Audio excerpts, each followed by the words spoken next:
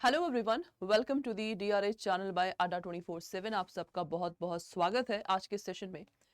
Certification course of depth recovery agent का जो legal aspect of banking law है, इसका मैं आप लोगों को सिलेबस डिटेल में बताने जा रही हूँ। बैंकिंग का कोई भी एग्जाम हो, चाहे बैंक प्रमोशन हो, चाहे इंक्रीमेंट का हो, चाहे आपका सर्टिफिकेशन कोर्स हो, तो बैंकिंग लॉ के सब्जेक्ट आप लोग के जरूर आते हैं, क्योंकि ये एक ऐसा सब्जेक्ट है जो प्रैक्टिकली आप इस सब्जेक्ट को फील कर सकते हैं। तो आप लोगों के डीआरए के सब्जेक्ट में अगर देखा जाए, so you people have a 4 module, right? Module A, B, C और डी। ए और बी में आप लोगों का जो कुछ पोर्शन है वो आप लोगों का बैंकिंग लॉ का है, राइट? तो चलिए डिस्कस करते हैं बैंकिंग लॉ में कौन कौन से एक्ट आप लोग को पढ़ना है। ओके, सबसे पहला नंबर 1 इज कस्टमर बैंक का रिलेशनशिप क्या होता है। आप सब जानते हैं कस्टमर बैंक के पास जाता है फॉर अ स्पेसिफिक पर्पस। एक जो फ्यूडिशरी रिलेशनशिप होता है ना, वो आपका कस्टमर और बैंक में होता है। इसमें बैंक कैसे act as a debtor, bank act as a creditor, bank act as a bailee, bank act as a pledgee, mortgagee, hypothecatee. तो ये सारे आप लोगों के बैंक के क्या है, रिलेशन है जो ये कस्टमर के साथ क्रिएट करता है। अगर मैं बैंक को बोलती हूँ कि बैंक डेटर है, इट मीन्स अगर मैं पैसे डिपॉजिट, अगर एक कस्टमर पैसे को डिपॉजिट करता है तो बैंक पैसे ले रहा है और दे कौन रहा है, कस्टमर। तो यहाँ पे बैंक आपका डेटर का काम करता है। तो ये टॉपिक आप लोग को पढ़ना है कि कस्टमर बैंक में क्या रिलेशन है। इसमें मैं आपको सारे सेगमेंट बताऊंगी कि बैंक डेटर कैसे कहलाता है, क्रेडिटर कैसे कहलाता है, बैंक को बेली क्यों कहते हैं, प्लेजी क्यों कहते हैं, mortgagee, hypothecatee, bank act as a guarantor, bank act as a guardian, custodian. तो बहुत सारे रिलेशंस हैं जो हम इस टॉपिक में पढ़ेंगे। ठीक है, तो इन सब टॉपिक को पढ़ने के लिए हमें सारे टर्म्स को भी जानना बहुत ज़रूरी है, जिससे कि रिलेशनशिप पढ़ने में हम लोगों को आसानी होगी। Is that okay? तो ये आप लोग का सबसे पहला सेगमेंट है। उसके बाद है types of customer in bank. भाई बैंक में किस तरह के कस्टमर आते हैं बैंक के पास। तो इसका अगर मैं एक एग्जांपल आपको सिंपली दूं, मान लीजिए एक इंडिविजुअल है, वो जाता है बैंक के पास। तो इंडिविजुअल तो एक आपका कस्टमर बन के जा रहा है।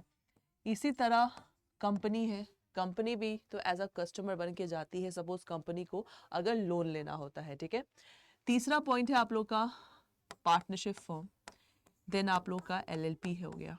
ठीक है, देन आपका कोई ट्रस्ट हो गया। तो वेरियस टाइप्स ऑफ कस्टमर है, हिंदू अनडिवाइडेड फैमिली हो गया। तो वेरियस टाइप्स ऑफ कस्टमर के बारे में हम लोग को पढ़ना है।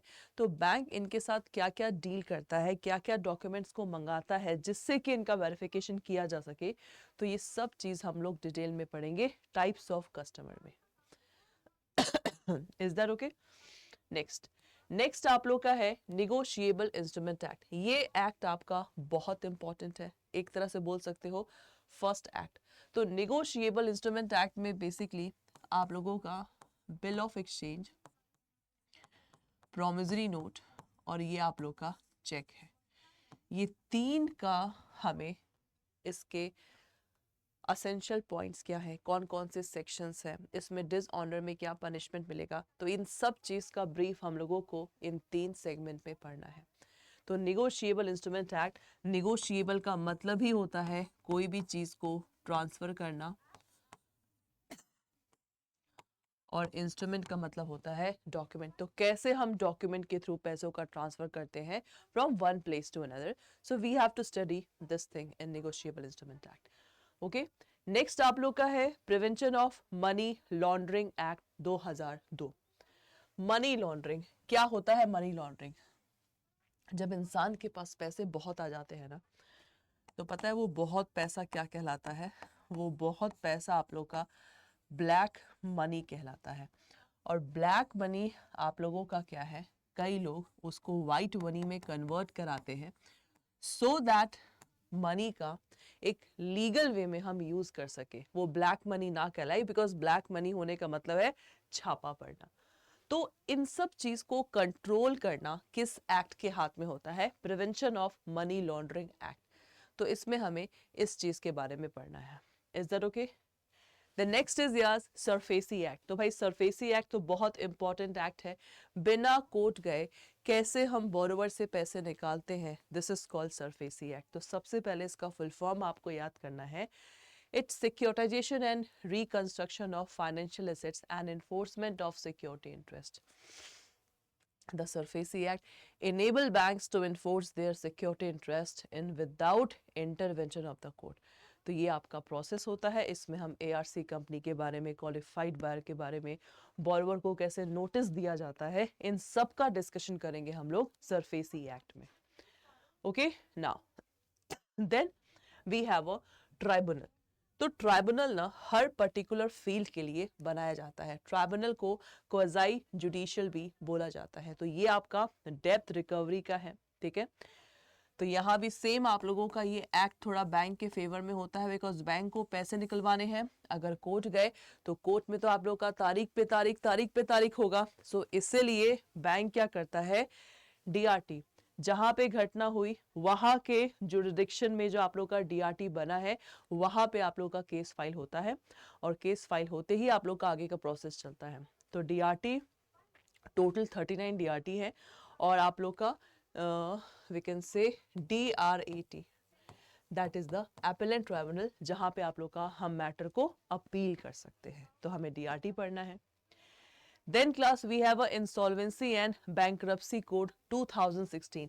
ये आप लोग का 2016 का एक्ट है। यहाँ भी अगर कोई company, LLP firm, partnership firm, individual अगर कोई इंसॉल्वेंट हो जाता है, तो यहाँ भी दो ही एजुडिकेटिंग अथॉरिटी है जहाँ पे आपका मैटर जाता है, DRT और एक आप लोग का है NCLT। तो यहाँ पे आप लोग के इंसॉल्वेंसी और बैंक्रप्सी के मैटर जाते हैं। क्या प्रोसेस है, क्या रूल्स रेगुलेशंस है, ये सब चीज हम लोगों को यहाँ पे पढ़ना है।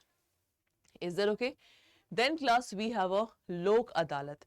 सो लोक अदालत क्या है, आप सब जानते हैं। आप लोगों के बैंक में ये कंडक्ट होता है। मान लीजिए, देखो बैंक है बिकॉज ऑफ कस्टमर। आप कस्टमर को सर्विसेज में कुछ हुन हो रही है, तो कस्टमर क्या करता है, आप उसकी बात नहीं मान रहे, तो कस्टमर के पास प्रॉपर फोरम है जहां पे वो आप लोगों के केस को लेके जा सकता है। सो कस्टमर लोक अदालत के पास जा सकता है। तो यहाँ पे हम लोगों को लोक अदालत का जुरिडिक्शन क्या है, पावर क्या है, इनके डिसीजन का नेचर क्या होगा, इन सब चीज के बारे में we have to study in the Lok Adalat. Is that okay?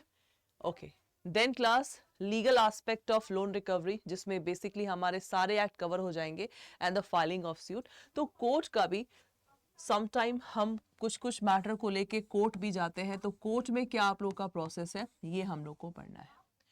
तो ये क्लास आप लोगों का कंप्लीट गाइड है, जहां पे DRA का जो बैंकिंग लॉज में हमें क्या क्या पढ़ना है, ये मैंने आपको डिटेल में डिस्कस कर दिया है।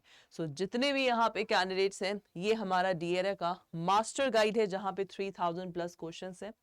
तो अगर अभी तक आप लोगों ने इसको नहीं लिया है तो जल्दी से ले लीजिए। आपको यहाँ पे कूपन कोड अप्लाई करना है Y391 for the maximum discount. क्या है कूपन कोड? Y391, और आप लोग मैक्सिमम डिस्काउंट के साथ इस बुक को ले सकते हैं, बिकॉज अभी आप लोग का रजिस्ट्रेशन चल रहा है। एग्जाम भी आप लोग का बहुत जल्द होने वाला है, ठीक है। So this is your DRA। सो जितने भी यहाँ पे कैंडिडेट्स हैं,